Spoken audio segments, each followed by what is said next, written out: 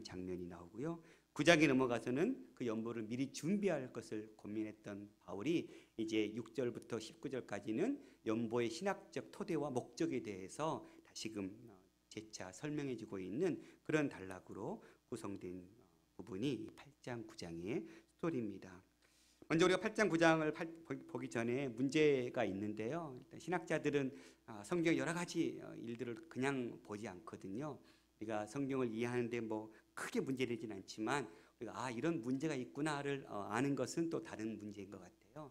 일단 8장 9장이 1장에서부터 7장까지 정말 연속적으로 쓰여졌나 이렇게 신학자들은 의문을 던져요. 왜냐하면 7장까지는 계속 바울의 사도권에 대한 변호 이야기가 나왔잖아요. 다시 그리고 10장으로 넘어가면 다시 또 제2차 바울의 사도권에 대한 이야기가 시작되고 있거든요. 그러니까 8장 9장을 빼놓으면 그냥 7장에서 10장으로 연결이 되는 거예요. 그러니까 학자들은 이 8장 9장은 따로 보낸 편지인데 그냥 합쳐놓은 것 뿐이다 이렇게 주장하는 학자들도 있다라는 거예요. 그런데 또한 나중에 제가 9장 1절 볼 때 뭐 또 설명하겠습니다. 두 번째는 8장 9장이 그러면 연속적으로 쓰여진 것은 맞는가? 그러니까 1장 7장과 10장 사이에 있었던 것은 둘째치고 8장 9장도 같이 연속된 반복된 설명들이 나오고 있거든요. 그리고 9장 1절에 가면 성도를 섬기는 일에 대하여는 내가 너희에게 쓸 필요가 없다. 8장에서 계속 얘기했는데 또다시 9장에서 성도의 필요에 대해서 섬기는 일에 대하여서는 내가 너에게 쓸 필요가 없다 이렇게 또 얘기하니까 8장과 9장도 같이 쓴 편지가 아니다 이렇게 주장하는 사람들도 있는 거예요. 그래서 내용도 반복되고 또 순서를 바꿔도 이해하는데 큰 문제가 없기 때문에 각각 별개의 편지가 아니냐. 8장은 고린도에 보낸 편지고 9장은 고린도 외의 성도들에게 보낸 편지가 아니냐. 이런 여러 가지 의문들이 있습니다. 나중에 9장을 또 시작할 때 또 구체적으로 한번 살펴보도록 하겠습니다. 그리고 세 번째는 그러면 왜 연보를 보내야 했나? 우리가 이 8장 9장이 말하는 바울의 연보는 고린도전서 16장 11절에 이렇게 기록하고 있거든요. 성도를 위하는 연보에 관하여는 내가 갈라디아 교회들에게 명한 것 같이 너희도 그렇게 해라. 연보를 성도들을 위하는 연보라고 얘기했어요. 그리고 로마서 15장 26절로 가면 이는 마게도냐와 아가야 사람들이 예루살렘 성도 중 가난한 자들을 위하여 기쁘게 얼마를 동정하였다. 그 예루살렘 성도들을 위한 연보는 어떤 연보냐면 예루살렘 성도 중 가난한 자들을 위한, 즉 구제 헌금의 성격이 강한 연보이죠. 특별히 사도행전 11장 27절 30절 가면 이 연보를 하게 됐던 그 근거가 등장하게 되는데요. 28절에 보면 27절에 그때 선지자들이 예루살렘에서 안디옥에 이르니 그 중에 아가보라는 사람이 한 사람이 일어나서 성령으로 말하되 천하에 큰 흉년이 들리라 하더니 글라디오 때에 그렇게 되니라 이렇게 얘기하고 있거든요. 그러니까 이 글라디오는 AD 41년부터 54년까지 통치했던 황제거든요. 그런데 한 사람이 일어났을 말했는데 천하에, 그러니까 온 열방에 큰 흉년이 왔다. 근데 역사가들의 역사를 살펴봤을 때 이때쯤에 전 세계적인 어떤 기근은 일어났다라는 것을 찾지는 못했다라는 거예요. 다만 이 글라디오 황제가 41년부터 54년까지 통치했던 그 어간에 로마에서는 이러한 기근과 이런 어려운 흉작들로 인해서 어려움을 당했던 일들이 기록된 근거가 남아있는 것. 그러니까 지역적인 로마에 한정된 그런 기근들이 있었다. 그런데 유대학자 요세푸스에 의하면 AD 한 48년에서 49년 이 사이에 예루살렘에도 큰 기근이 있었는데 그 기근을 보호하기 위해서 이집트에서 구제금이 왔다. 이런 글을 남겨놓은 게 있는 거예요. 그러니까 이제 국지적으로 여러 지역들 가운데 이 시대쯤에 어려운 큰 환란들을 당했는데 바로 예루살렘 유대도 이렇게 기근과 이 성도들이 뿌렸던 열매들이 제대로 거치지 않는 기근으로 인해서 어려움을 당게 되는 그런 상황 가운데 놓여 있었던 것 같아요. 특별히 그런 문제도 있었겠지만 또 그리스도인들로서 그러니까 예수 그리스도를 따르는 백성으로서 사는 삶은 녹록지 않은 삶이었을 거거든요. 그 사회 속에서 제대로 된 보호나 제대로 된 위치에서 설 수 없는 자들이었거든요. 그러니 더 많은 어려움을 겪었을 거예요. 그리스도인들은 더. 그러니 그들을 위해서 돕는 연보가 필요했던 것 같아요. 그래서 사도행전 12장 25절에 보니까 같이 한번 읽어볼까요? 시작. 바나바와 사울이 부조하는 일을 마치고 마가라 하는 요한을 데리고 예루살렘에서 돌아왔다.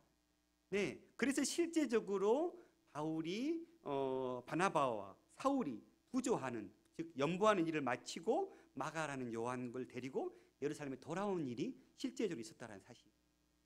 그러니까 이때는 지금 바울이 전도 여행을 떠나기 직전이거든요.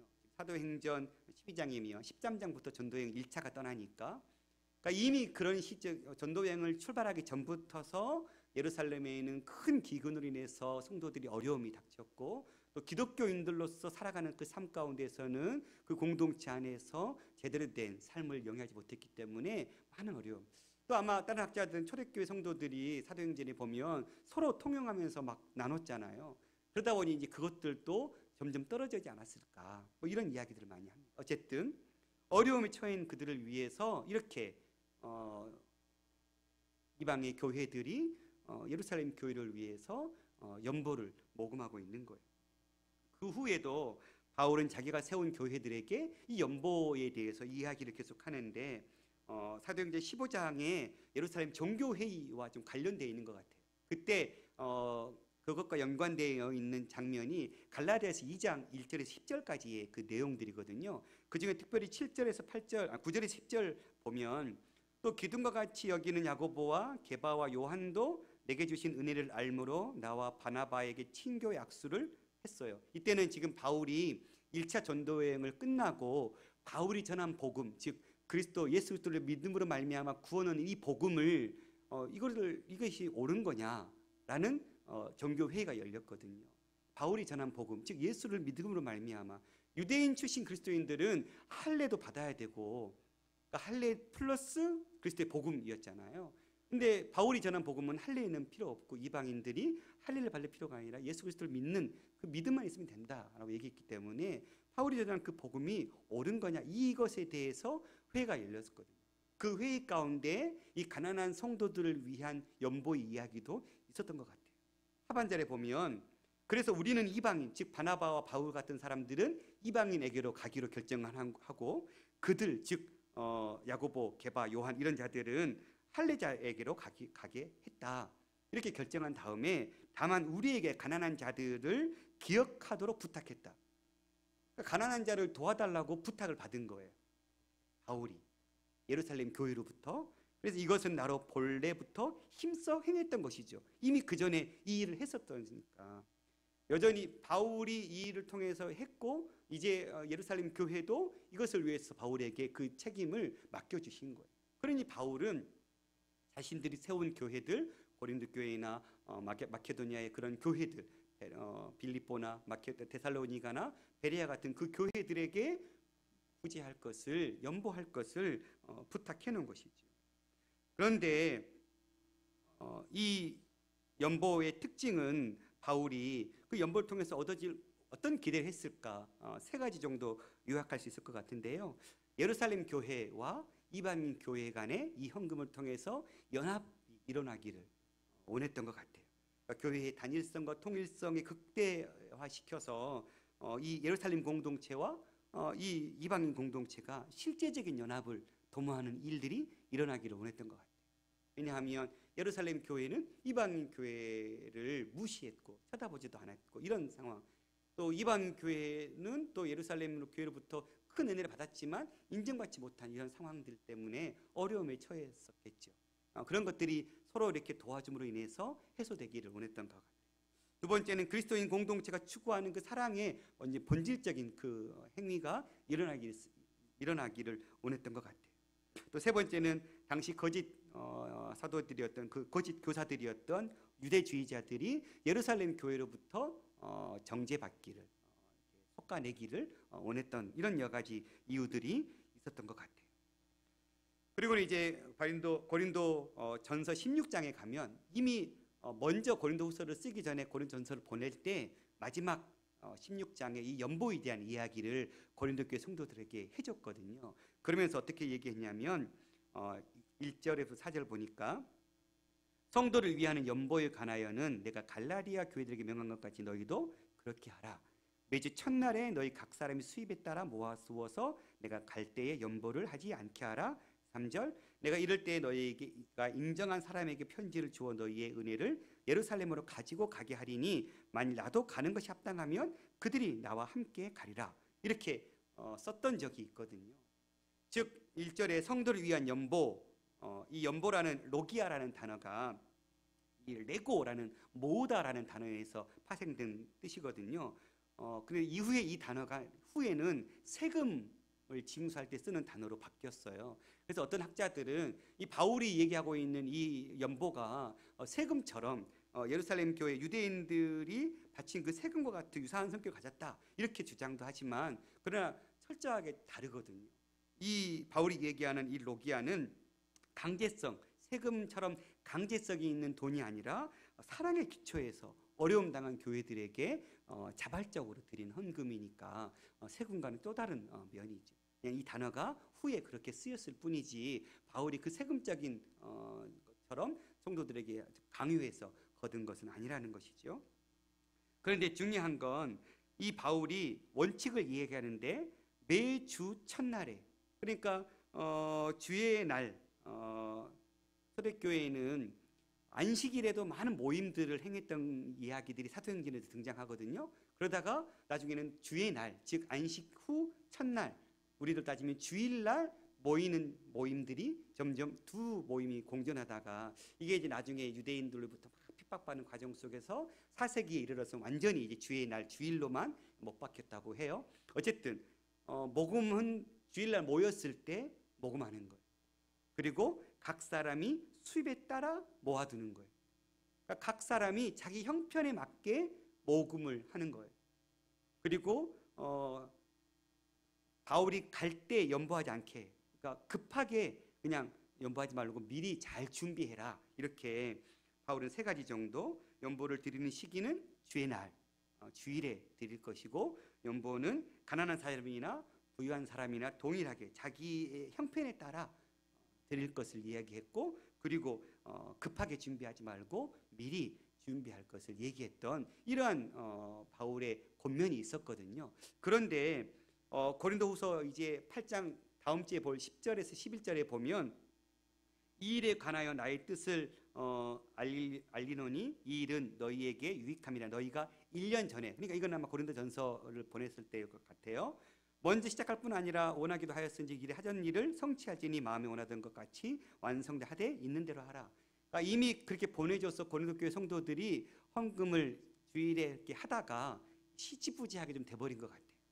그러니까 처음에는 바울의 권면대로 열심히 드렸는데 그것이 이제는 시지부지하게 좀 유야무야 이렇게 돼버리니까 다시 바울은 그렇게 했던 그것을 다시 마음을 가다듬고 열심히 준비해라 라고 이야기를 했던 거예요.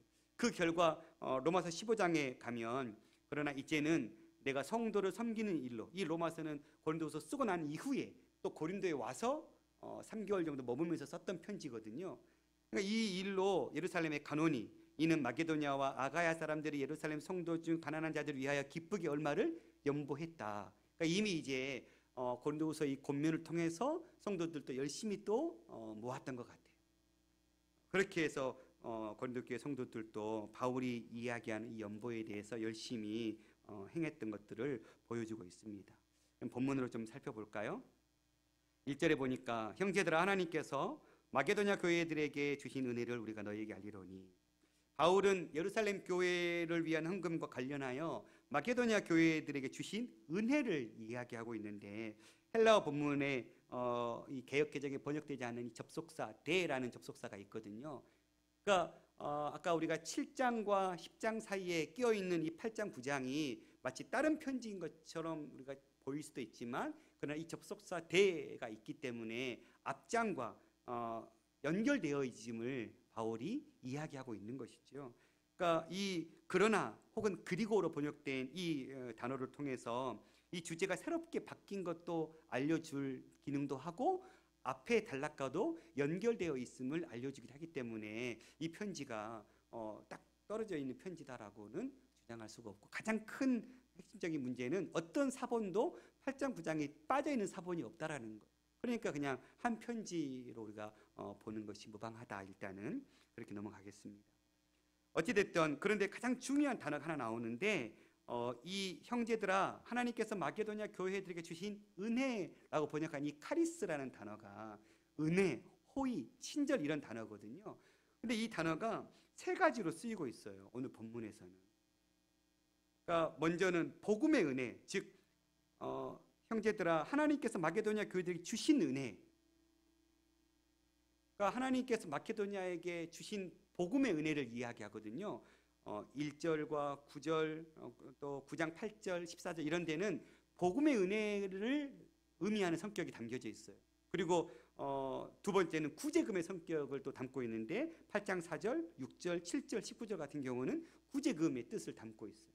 또 세 번째는 감사의 성격을 갖고 있는데 8장 16절, 9장 15절 같은 문맥에서는 감사로 번역을 하고 있어요. 그러니까 똑같은 은혜라는 카리스인데 세 가지, 하나님의 은혜, 또 복음의 은혜, 그리고 구제금, 그리고 감사 이렇게 쓰고 있거든요. 이것을 이 하나의 단어 카리스가 때로는 복음의 은혜, 때로는 구제금, 때로는 감사라는 의미로 사용되는 것은 절대로 가볍게 볼 사안은 아닌 것 같아요. 복음의 은혜는 예수 그리스도를 통해서 사람들에게 주신 것이죠. 그리고 구제금은 바울이 세운 이방 교회가 예루살렘 교회에게 전달된 물질로 통해서 전달한 돈이죠. 그리고 감사는 예루살렘 교회가 바울이 세운 이방인 교회들로 받은 그 구제금에 대해서 다시 감사함으로 하나님께 표출된 그런 표현이거든요.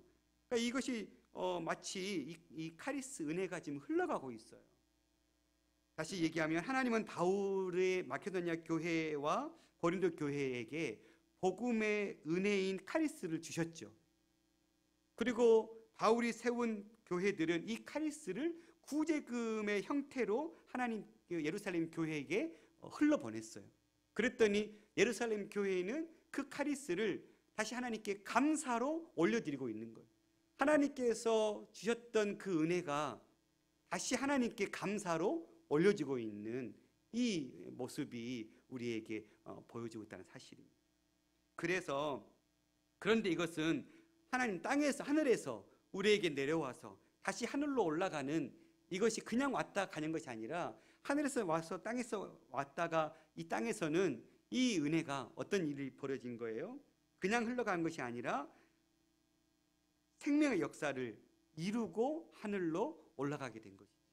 즉 이 하나님의 은혜로 말미암아 백성들은 하나님의 은혜로 말미암아 구원의 감격, 그 기쁨, 은혜를 맛보고 누리고 우리의 삶 가운데 실제적인 생명력을 부여받았죠. 그리고 그 생명력을 통해서 우리는 하나님께 감사를 올려지는, 그러니까 하나님의 이 은혜는 이 땅에 내려와서 이 생명력을 솟게 하는 역사들을 이뤄내시고 다시 우리의 고백을 통해 하나님께 감사로 올려지고 있다는 사실이에요. 이 카리스의 은혜가 우리 생동교회와 우리 개인의 삶 가운데 넘쳐났으면 좋겠어요. 하나님의 은혜가 우리의 삶 가운데, 우리의 공동체 가운데 넘쳐나고, 그리고 우리의 삶 가운데 그 은혜로 말미암아 구체적인 삶의 나눔, 실천들이 일어나고 그 실천들을 통해서 얻게 되고 누린 자들이 그것을 통해서 하나님께 감사로 영광 돌리는 이런 개인과 교회 공동체, 이것이 우리 지금 바울이 요구하고 있는 우리 교회의 모습, 우리 개인의 모습이 아닌가 생각해 볼 수 있는 상황인 것 같습니다. 그런데 이 마케도니아 교회가 이것을 쉽게 할 수 있는 상황이 아니었어요. 당시 마케도니아는 그리스 북쪽 지역이거든요. 지도로 표현하는데 거기에 있는 주요 도시가 빌립보, 데살로니가, 그리고 그 밑에 베레아 이렇게 구성되어 있거든요. 첫 성읍 빌립보, 그리고 데살로니가, 그리고 베레아까지 이 큰 세 교회가 이 마케도니아의 큰 교회들이었는데, 이 마케도니아는 당시에 비옥하고 천연 자원이 매우 풍족했다고 해요. 그런데 로마의 정복을 당한 이후로 그 수입원이 될 수 있는 금광 채굴권이나 기타 권리들이 모두 빼앗기는 바람에 많이 어려움 가운데 처했다고 해요. 뿐만이 아니라 거듭된 로마 제국 내 내전으로 인해서 또 기근과 큰 곤란을 겪게 되었고, 따라서 마케도니아 지역 교회들도 매우 곤란하게 되었다라는 거예요. 그런 상황뿐만 아니라 이제 교회 공동체로 세워지는 과정 속에 엄청난 핍박과 억압들이 또 있었겠죠. 그러니 마케도니아 교회는 지금 여러모로 내적으로나 외적으로나 쉬운 상황이 아니었어요. 그런데도 이처럼 열악한 상황 속에서도 마케도니아 교회는 열심히 연보를 했다라는 거예요. 우리는 보통 뭔가 잘 됐을 때 혹은 좋은 일이 있을 때, 마음에 큰 감동이 있을 때 은혜 받았다 이런 표현을 많이 쓰잖아요. 그런데 마케도니아 교회는 여전히 환난과 시련이 넘치는 그런 상황이었어요. 게다가 가난하기도 했어요. 그런데 그들은 그 상황 속에서 하나님의 은혜를 통해서 하나님 앞에 연보했다라고 표현하고 있어요. 이것이 바울 사도는 은혜라고 얘기하고 있는 거예요. 이것이 은혜인 것은 하나님의 은혜가 아니면 실제로 일어날 수 없는 일이기 때문에 그렇죠. 어찌 하나님의 은혜가 아니면 이 가난함 속에서, 이 핍박과 억압 속에서 이런 일이 일어날 수 있겠어요?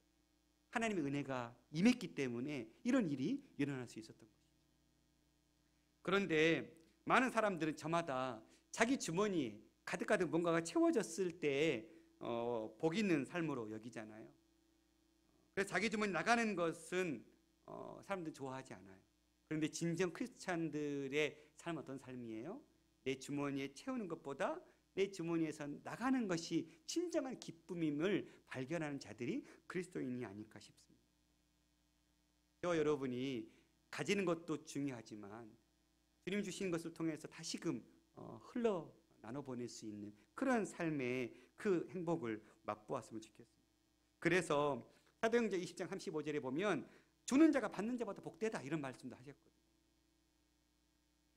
그러니까 제가 참 많이 받아본 사람이거든요. 그런데 받은 것도 참 좋았어요. 요즘 제가 조금은 이제 열심히 아무튼 살았더니 이제는 좀 줄 수 있는, 조금은 나눌 수 있는 상황 가운데 있어요. 그래서 도움이 필요한 곳에 흘러보내고 있거든요. 그래서 그 흘러보내는 그 기쁨을 정말 조금씩 맛보고 있어요. 그러면서 얼마나 부끄러웠는지, 나는 참 받기만 좋아했던 인생이었구나. 받으면서 그에 대해 정말 감사하다고, 하나님 채워주셔서 감사하다고 했으면서도 나는 또 누군가의 필요를 채워주는 데 있어서는 너무 인색하지 않았나. 내가 힘들고 내가 아직은 너무 그런 상황이 안 된다는 이유로 나는 받기만 참 좋아했다. 말씀 준비하면서 굉장히 찔렸어요.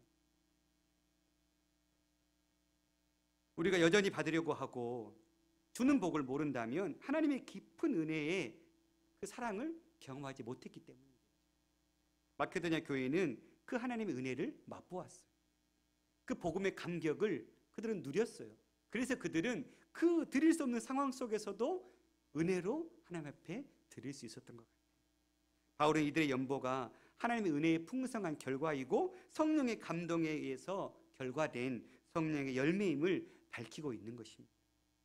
데살로니가 교회와 빌립보 교회는 우리에게 참 많은 도전을 주는 교회 같아요. 데살로니가 1장 6절 8절 보니까 이렇게 이야기하고 있어요. 같이 한번 읽어볼까요? 시작.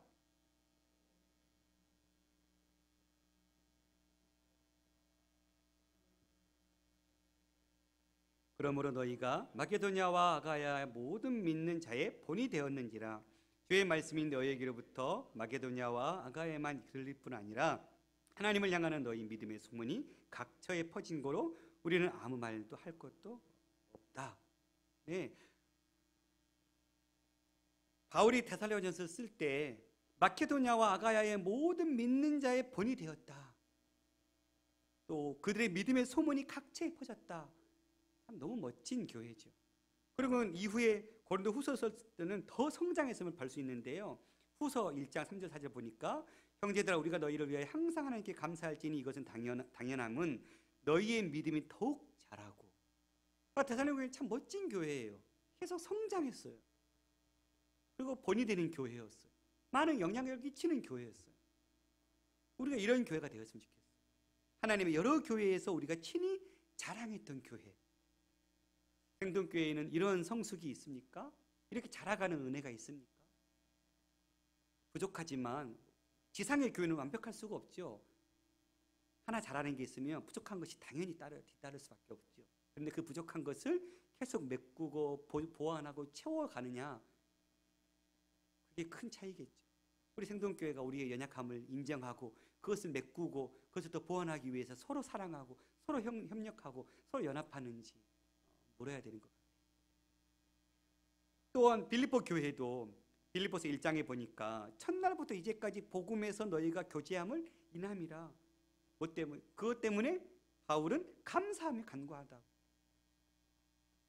또 4절에 보면 빌립보 사람들아 너희도 알거니와 복음의 시초에 내가 마게도냐를 떠날 때 주고받는 내 일에 참여한 교회가 너희 외에 아무도 없었다.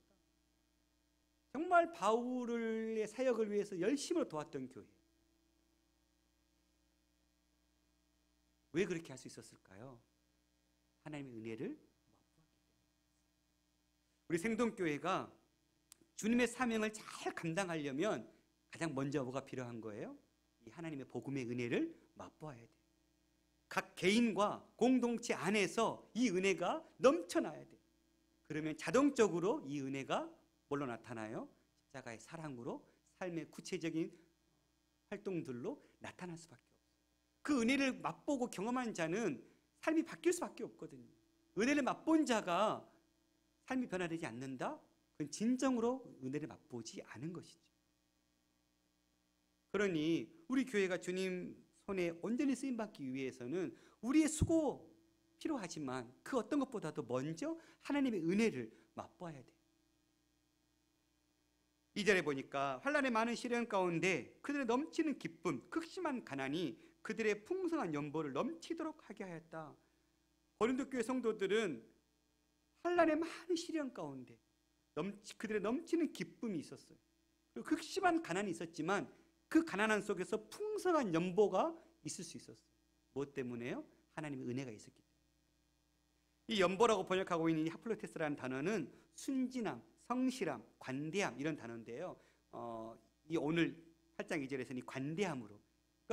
그러니까 제가 부끄러운데 아내가 잠시 한 2년 건강이 너무 안 좋아가지고 몇 년 전에 쉴 때가 있었어요. 그러니까 제 사례금만 가지고 이제 5식구가 또 살아야 했어요. 애들은 이제 고등학생이고 중학생이고 나갈 돈은 많고, 그런데 제 사례비만 가지고는 정말 쫄라매도 그렇게 쉽지 않았어요. 그러니까 버티고 또 이렇게 없는 빚이, 카드 빚이 막 생기고, 그러다가 이제 하나씩 더 이렇게 허리띠를 졸리다가 도저히 안 되니까 참 부끄럽게도 후원했던 것들 하나씩 끊기 시작했어요. 나중에 좀 더 여유로우면 또 하자. 너무 참 이기적인 결정이지요. 그래서 많은 후원들을 끊어냈어요. 1:1 결연들도 다 끊어냈어요. 지금 생각해보면 참 부끄러운, 그래도 내가 했어야 했는데 당장 내 먹고 살기 힘들다고 끊어냈던 내 삶의 모습들이 참 하나님의 부끄러웠어요. 다시 아내가 일하게 되고 다시 이제 하나씩 또 채워나가고 있어요. 근데 또다시 하나님 앞에 결정했었거든요. 이제 내가 또 이렇게 어려운 재정의 일이 다가온다 할지라도 내가 더 안 먹으면 안 먹었지, 다른 이들에게 흘러보내는 이건 그들에게는 정말 생명과 같은 작은 물질이지만 그걸 내가 끊는다는 것은 참 악한 일을 행했다, 이런 생각이 들어서 또다시 이런 가오는 범치 않겠다, 그런 생각들을 했던 적이 있었거든요. 그런데 고린도 교회는 어떻게 했어요? 그런 상황에 오히려 더 기쁨으로 넘치도록 너무 부끄럽게 만들었던 모습이었어요. 3절에 보니까 내가 증언하니 그들이 힘들어할 뿐 아니라 힘이 지나도록, 이 연보의 간대함이 얼마나 놀라웠냐면 힘이 지나도록, 그것도 자원하여. 이 자원한다는 말은 스스로 선택했다라는 말이거든요. 누군가의 강요에 의해서 행한 것이 아니라 그들은 스스로 받은 은혜를 깨닫고 그 은혜로 인해서 자동적으로 그들은 스스로 자원해서 스스로가 결정해서 선택해서 이 일을 했어요. 우리는 상황이 어려워지고 가난해지면 마음도 참 관대해지기보다는 좁아지잖아요. 제가 좁아지더라고요. 당장 내 먹고 살기도 어렵고 당장 내 새끼들 먹일 것도 없어지니까 막 좁아지는 거예요, 마음이. 그런데 고린도 이 데살로니가 교회들은 그렇지 않았다. 그럼 뭐였겠어요? 내 안에 하나님의 은혜가 메말랐다라는 거예요. 아마 내가 그렇게 어려웠다 할지라도 내 삶 가운데 이 하나님의 은혜가 넘쳐났다면 그런 결정 안 했을 것 같아요. 왜냐하면 내가 그렇게 가난할 때, 내가 정말 위기의 상황 가운데 몰려있을 때 하나님께서 채우셨던 걸 나는 경험했던 사람이거든요. 내가 맛봤던 사람이거든요. 그런데 내가 또다시 어렵다고 이걸 내 스스로가 끊고 있는 이 어리석음은 내 안에 하나님의 은혜가 흘러나지 않았기 때문이라는 것밖에는 증명하는 것이 안 되는 것 같아요. 그래서 저와 여러분, 이 하나님의 은혜가 우리 삶 가운데 끊어지지 않기를 간절히 소망합니다. 이 은혜가 끊어지면 우리의 삶에는 문제가 생기기 시작하는 것 같아요. 그래서 4절에 보니까 이 은혜와 성도 섬기는 일에 참여함에 대하여 우리에게 간절히 구하니, 그러니까 이 마케도니아 교회는 은혜와 성도 섬기는 일에 참여함에 대하여 바울에게 간절히 원했어요. 바울이 원한 게 아니에요. 그들이 원했어요. 바울은 만류했겠죠. 지금 너희들도 상황이 어려운데, 너희들 먹고 살기도 힘든데 잠시 멈춰라. 막 바울은 그런 마음이었을 것 같아요. 그런데 그들은 힘들지만 힘들지 않아요. 우리 안에는 이 하나님의 은혜가 넘쳐나고 있어요. 그러니 이 은혜와 성도 섬기는 일, 이 은혜라는 이 카리스와 성도 섬기는 일은 중요한 단어가 이 코이노니아와 이 디아코니아라는 두 단어가 쓰이고 있거든요. 그러니까 이 은혜, 아까 보냈던 그냥 보통의 호의가 아니라 그리스도의 그 깊은 은혜를 맛보고 체험하고 누렸던 그 모든 성령을 통하여 지금도 주시는 그 은혜를 통해서 쏟아부어 주시는 그 호의. 데살로니가 이 마케도니아 성도들은 그 은혜가 있었어요. 그리고 코이노니아, 단순히 친교 교제가 아니라 적극적으로 그들에게 참여하는, 그 어려움에 같이 동참하는 그런 은혜. 디아코니아, 그냥 봉사, 직무가 아니라 정말 사랑의 참된 행동으로서 그 모금에 참여하고 있는 그런 모습들. 바울은 이 세 단어를 통해서 고린도 성도들이 얼마나 이 연보하는 일에 힘을 쏟았는지를 알려주고 있어요. 그것도 그들이 적극적으로 간절히 구해서. 참 멋진 모습 같아요. 전적으로 자율적인 의지에 따라 그들은 바쳤어요. 그리고 5절에 보니까 우리가 바라던 것뿐 아니라 그들에게 먼저 자신을 죽게 드리고 또 하나님의 뜻에 따라 주었어요. 또 두 가지 모습이 나오죠. 다른 모습, 어떤 모습이에요? 먼저 자신을 죽게 드렸어요. 하나님 앞에 물질을 드리기 전에 마케도니아 사람들은 삶을 드렸어요.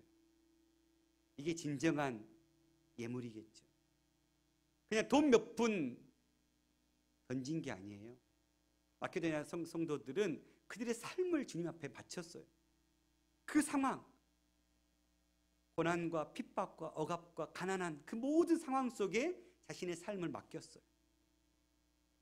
내 삶은 하나님의 것이니 하나님께 드리겠습니다.